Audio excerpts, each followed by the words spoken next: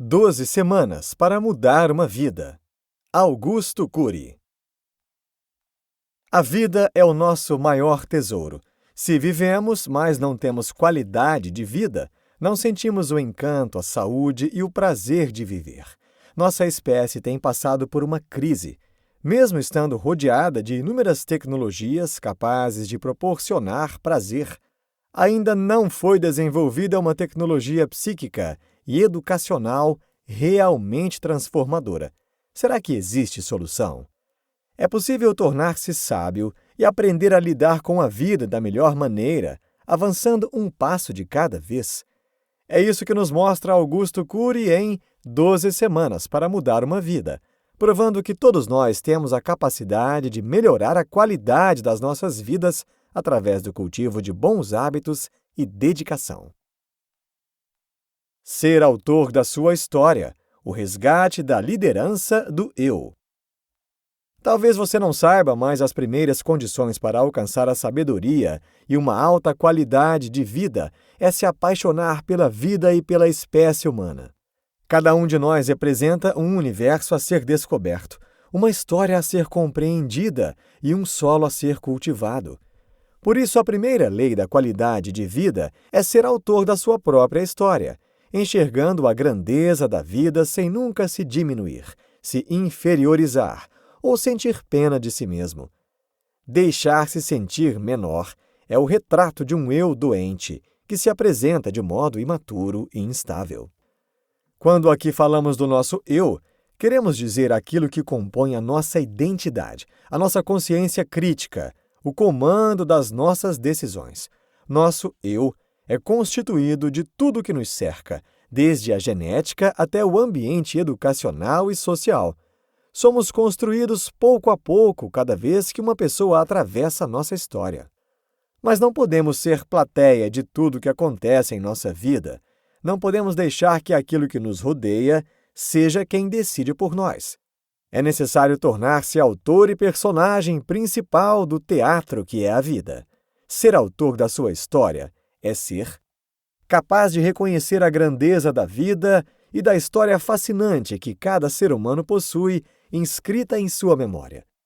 Capaz de construir e seguir metas claras, tendo sempre uma direção a seguir. Capaz de fazer escolhas e ter a consciência de que toda escolha também implica em perdas, e não somente ganhos. Capaz de tomar decisões e corrigir rotas sociais, profissionais e afetivas.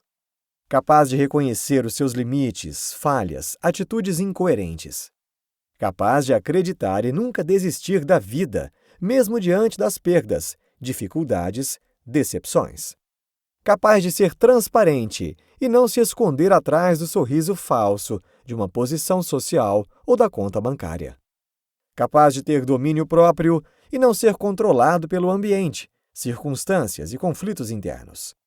Você pode adiar muitas coisas na sua vida, mas não a decisão de ser autor da sua própria história.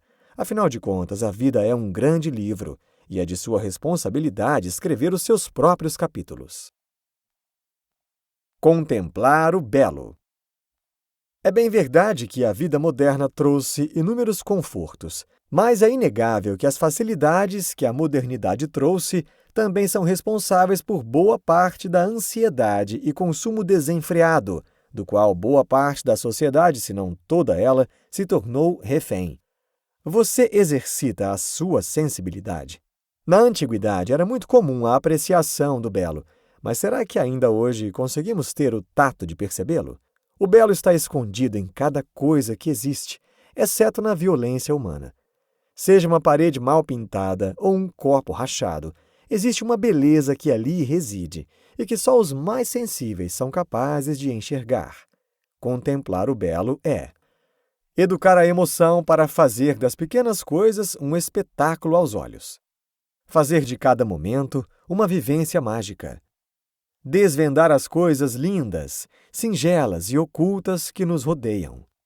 Descobrir o sabor da água, a brisa no rosto, o aroma das flores, o balançar das folhas sobre a orquestra do vento.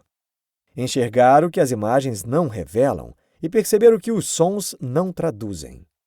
Ver com os olhos do coração. Aprender a ser rico sem ter grandes somas de dinheiro. Ser alegre, mesmo sem grandes motivos. Viver suavemente, ainda que sobrecarregado com responsabilidades. Ter um romance com a vida.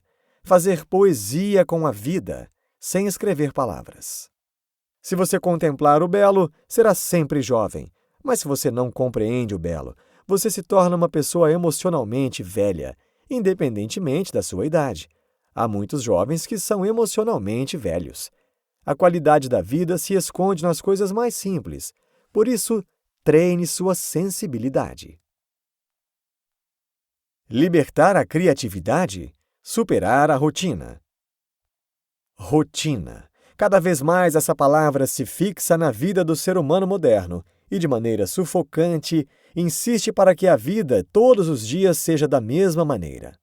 A indústria do lazer, a TV e a internet tentam romper a entediante vida social, mas cada vez mais estamos ansiosos e entristecidos. Somos livres, mas estamos presos, longe da emoção. No campo das relações sociais, libertar a criatividade é dizer coisas nunca ditas, ter gestos nunca tidos, ir além dos comportamentos de quem amamos e conquistá-los por dentro. Libertar a criatividade é o frescor de uma vida excelente. Libertar a criatividade é ser um caminhante nas trajetórias do próprio ser.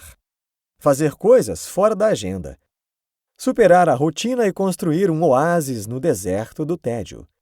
Abrir as janelas da inteligência para fazer novas descobertas. Pensar em outras possibilidades. Libertar a imaginação. Arejar a emoção e encantar a si mesmo.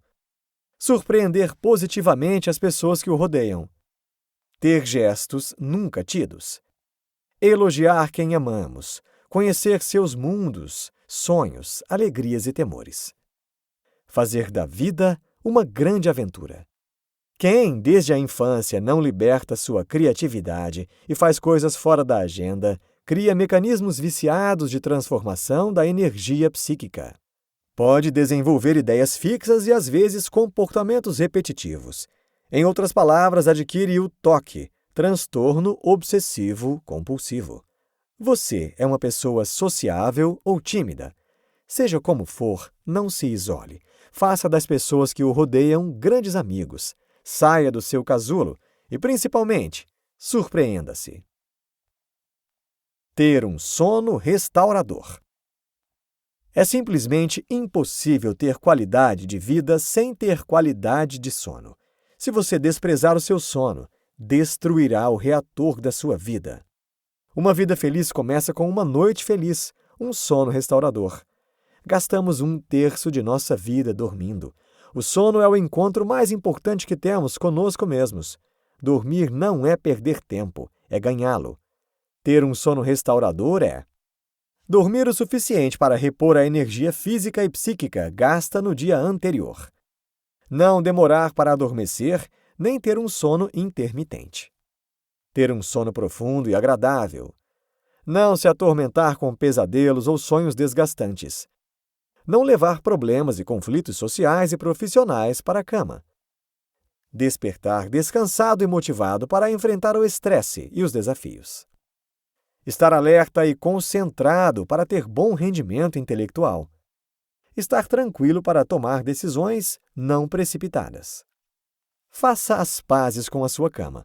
Você pode brigar com o mundo, mas se brigar com o seu sono, não terá saúde física, emocional, social ou mesmo espiritual. Gerenciar o pensamento. Essa lei da qualidade de vida é um dos pilares mais importantes de uma vida saudável. O mundo dos pensamentos pode se tornar uma fonte de deleite ou de terror para o ser humano.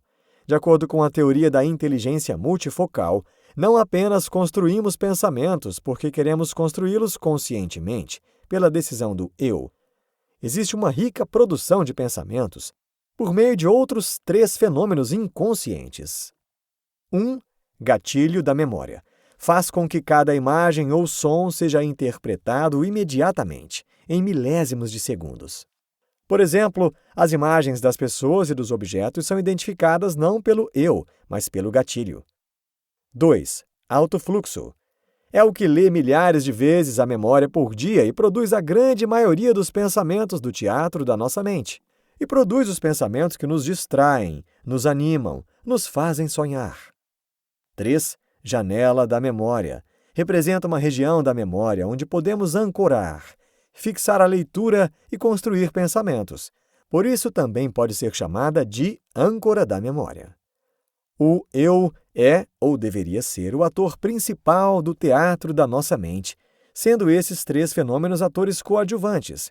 Esse é o maior desafio do eu, sair da plateia e liderar o palco.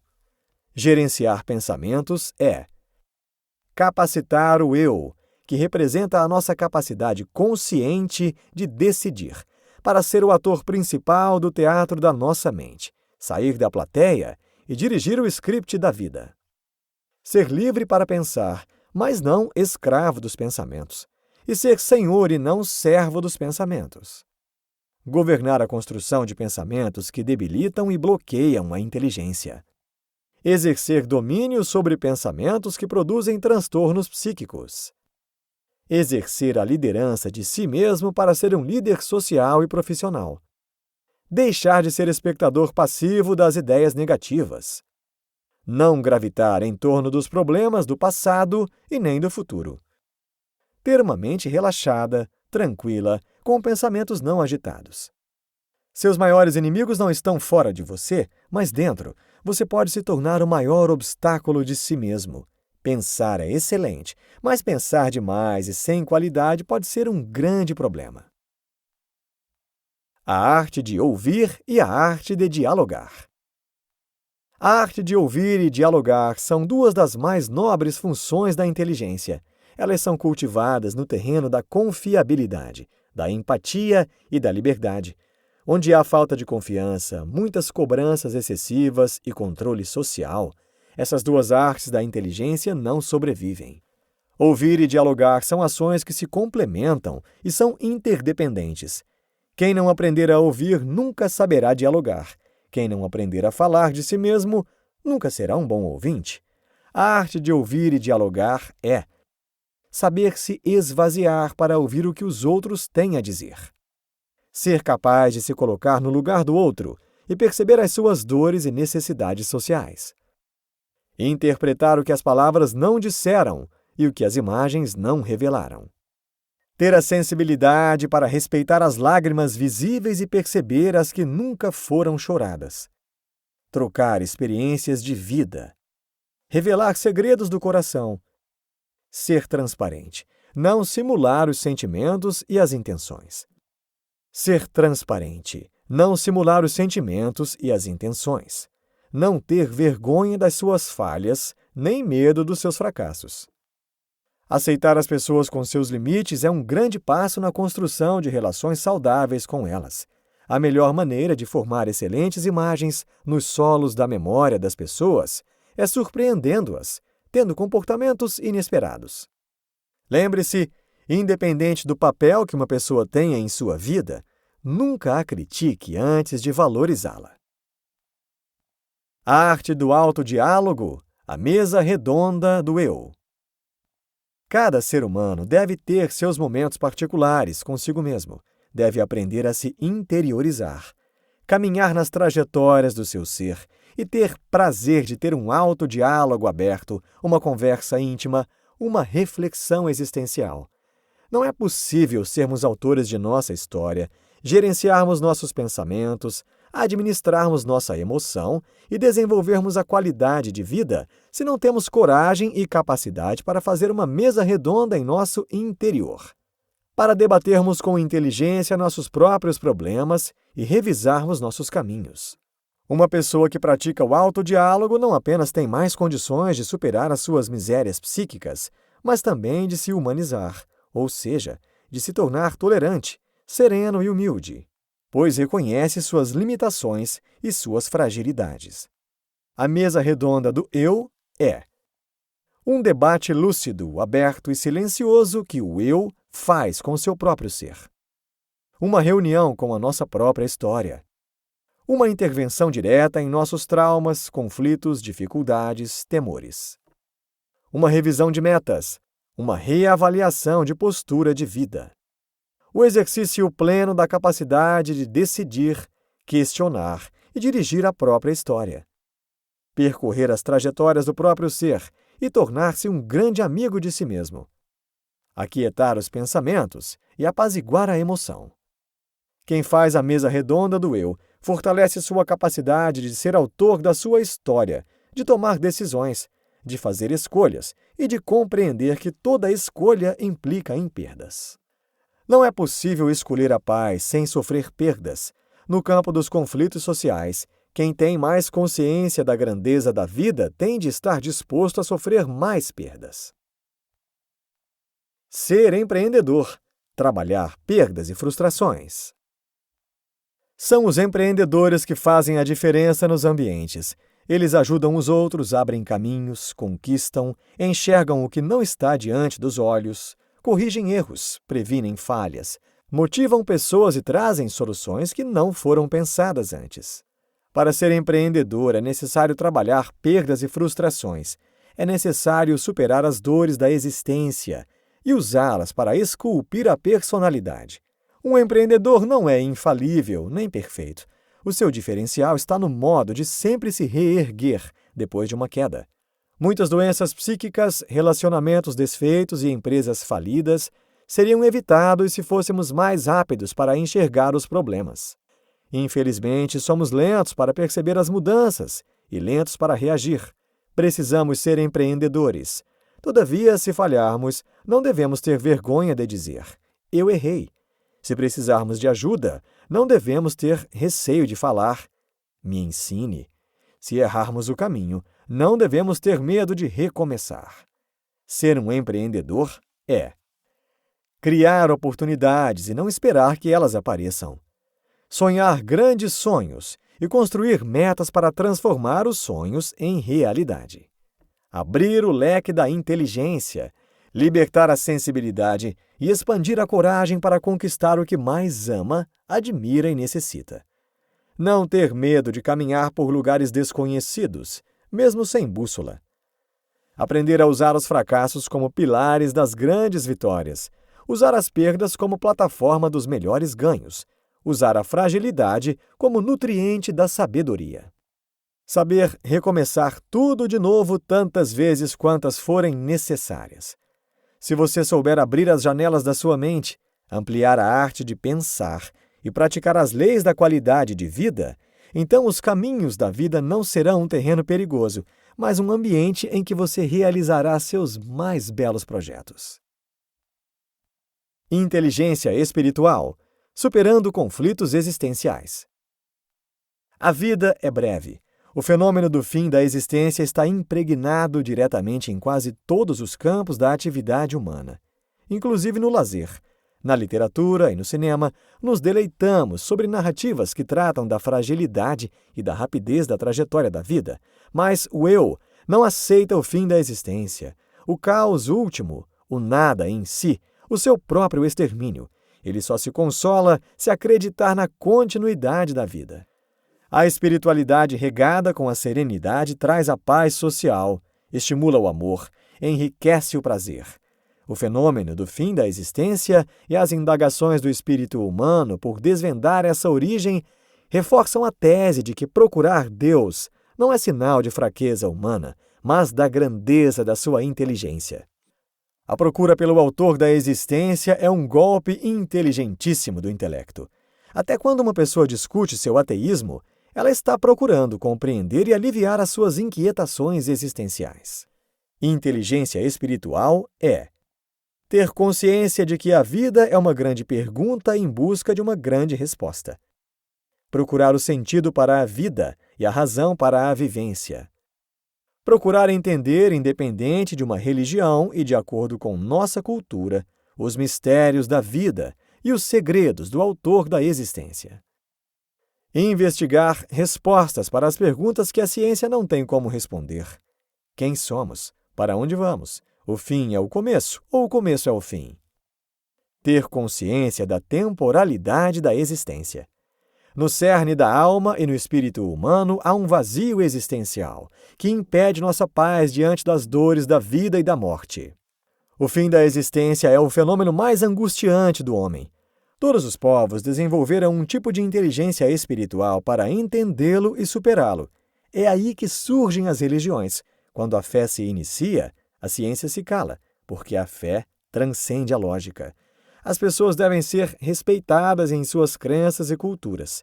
Cada um deve seguir a sua consciência, fazer as suas escolhas e ser responsável por elas. Fazer da vida uma festa, uma grande aventura. Estamos cada vez mais próximos uns dos outros? A tecnologia faz com que a distância física ganhe outro significado e, com isso, temos a sensação de que podemos estar sempre perto de quem amamos. Mas será que somos abertos da forma que deveríamos ser com essas pessoas?